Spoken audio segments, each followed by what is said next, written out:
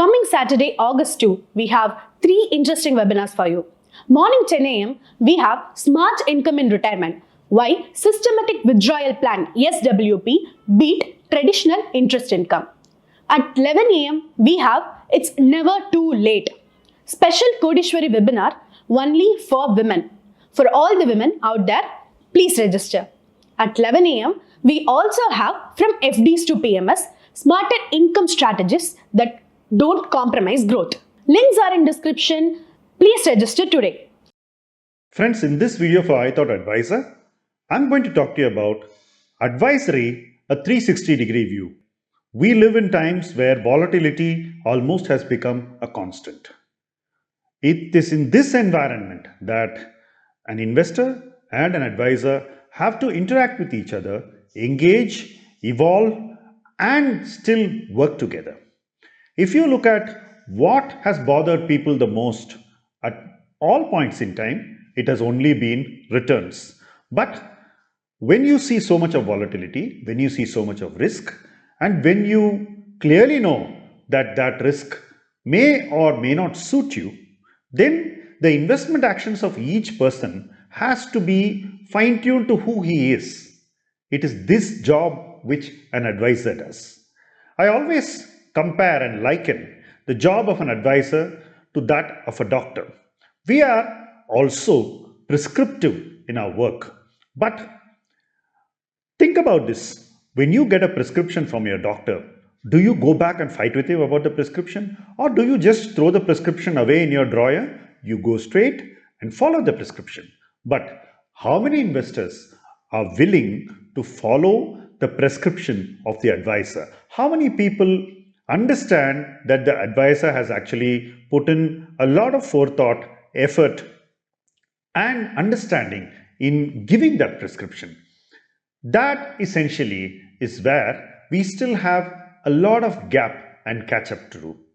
In an environment where the macroeconomics are changing constantly, where industries are going through tremendous churn, we have come to an investment culture where we think making money in equities is a simple thing. It's not. It's a function of time, it's a function of risk, and it's a function of patience.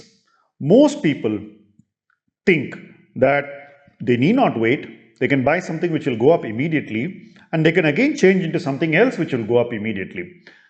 Effectively, from my experience, when you lower the risk, when you moderate risk, when you align risk with the investor, there is a gestation. You need to have patience and you need to give time. But for the time you give, returns will come.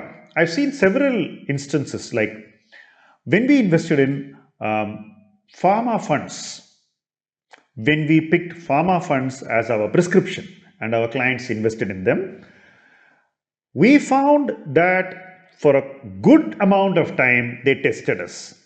When I say good amount of time, 2 to 3 years. But in 6 months, all the returns which an investor should have got during that waiting period happened. Similarly, we invested in commodity-oriented funds. Same story. But some funds do take longer because policy changes don't come at the pace at which they need to happen. Bureaucratic delays happen and the theme itself gets extended. In every kind of situation, the advisor and the investor should follow the prescription. You should wait for the results. Because you followed the prescription for a specified period of time and the results are slower than you expected or not as good as you expected, you don't tear up the prescription. Assume that you're extremely unhappy and you don't like the prescription, you go to another doctor and take another fresh prescription.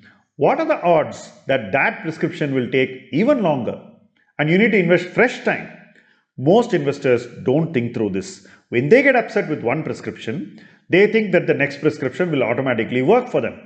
Eventually, investors who keep changing prescriptions only end up richer with the number of prescriptions they have. They don't end up richer with money. So, advisory is a prescriptive business. It's an activity where an advisor gives suggestions to an investor and the investor understands the competence of the advisor and understands that this prescription is not going to change things immediately. He knows that he needs to follow the prescription for a reasonable period of time and stay disciplined and committed to the ultimate outcome which will happen over time.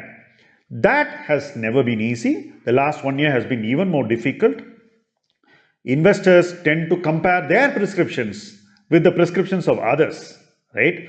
And many of people write their own prescriptions, which is not even written by an expert. I'll give you an example. When we were walking out of pharma funds because we felt the team had played to its potential, the entire market was buying pharma funds. So somebody prescribed pharma funds by us 3 years ago, refused to follow the prescription. He says, let it run, and it's fallen. So these kind of things have no answers, they have no solutions. If the person receiving the advice decides so, so be it. If the person decides to follow the prescription diligently, then he is under the control of good advice. He is under the guided path of good advice. But if a person decides that he wants to be his own person, then he is going to be confused that he chose something which is contrary to advice, and the records are going to speak. While these are all things that are from the past, what's the future holding for advisory? In my opinion, the future is going to be even more tough. It is not going to be easy to make simplistic investment choices and high returns. The two are not going to go together. Many people see the bottom of last year and the present market and think that this is going to repeat. It certainly is not going to repeat. So whatever happened now was more like an aberration. And in my view, a lot of good things that happen in the future are already reflected in the current market. But the market, while remaining at the same levels overall at an aggregate, will still see a lot of opportunity within. And it is necessary for investors to look at asset level diversification and market level diversification to improve their returns, to improve their risk management, and to improve their quality of investing. So advisory needs to transition, and advisory needs to move beyond just a handful of funds or a handful of fund managers or a handful of large cap or multi cap teams. That's not going to work. What will work is a bottom up approach which keeps the changes in the macro in mind, which remembers that there is going to be a weight, which understands the prescription of advice, and where the advisor and the investor are on the same page, understanding that time, patience, and good advice will make their investment journey smoother and more decisive. So that in essence is how advisory will work in the future. Your prescription is uniquely written for you. It's best suited to you. Somebody else's prescription may not suit you. And if you have got a prescription from an advisor, follow it.